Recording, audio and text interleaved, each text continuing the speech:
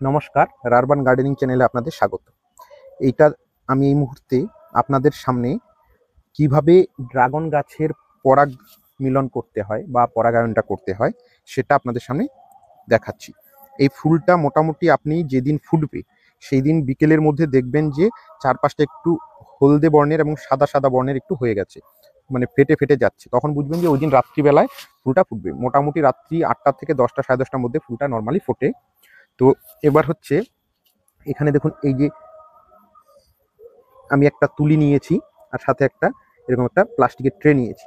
এখানে দেখুন এই যে রেণুগুলো যে আছে, রেণুগুলোকে আমি এখান থেকে বের করছি।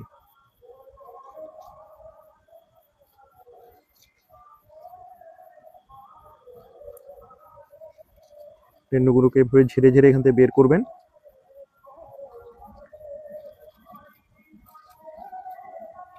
এই যে বের করার পরে এই দেখুন এই যে পাউডারের মতো এই বেরিয়েছে। এবার এগুলোকে তুলির সাহায্যে এই যে গর্ভাশয় আছে, গর্ভাশয়ের মধ্যে ভালো করে এখানে এটাকে লাগিয়ে দিতে হবে। তাহলে কি হবে, এর যে পলিনেশনটা ভালো করে হবে, পরাগায়নটা ভালো করে হলেই কিন্তু ফুলটা ভালো হবে। যেহেতু আমাদের ছাদ বাগানে, তাই এটা সংখ্যায় যেহেতু খুব বেশি ফুল থাকে না, সেই জন্য এটা কিন্তু এভাবে করা যেতে পারে। যতটা বেশি পারবেন করবেন।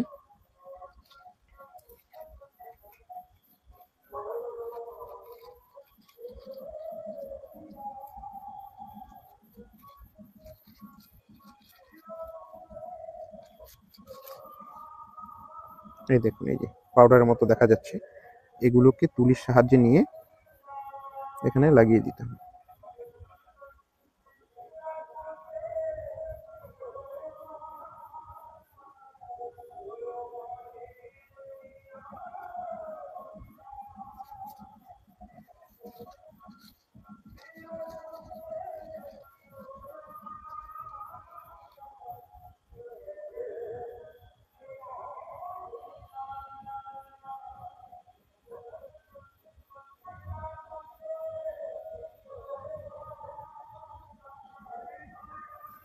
তাহলে এই জায়গাটাতে গর্ভাশয়টা যে আছে, এই জায়গাটাতে কিন্তু হচ্ছে রেণুগুলো নিয়ে এখানে লাগিয়ে দিতে হবে।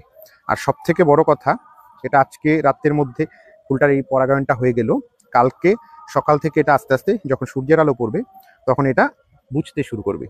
এরকম 4-5 দিন যাওয়ার পর ফুলটা যখন একটু মজে যাবে তখন হালকা করে ফুলটাকে এখান থেকে ছিঁড়ে ফেলে দিতে হবে।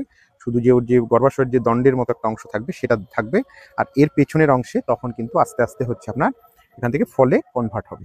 যাই হোক, এইভাবে আমরা কিন্তু নিজেরা হচ্ছে পরাগায়নটা ঘটাতে পারি। এইভাবে হচ্ছে নিজেরা হচ্ছে ফলটাকে আনতে সাহায্য করতে পারি। ধন্যবাদ। ভিডিওটি ভালো লাগলে চ্যানেলটি সাবস্ক্রাইব করবেন।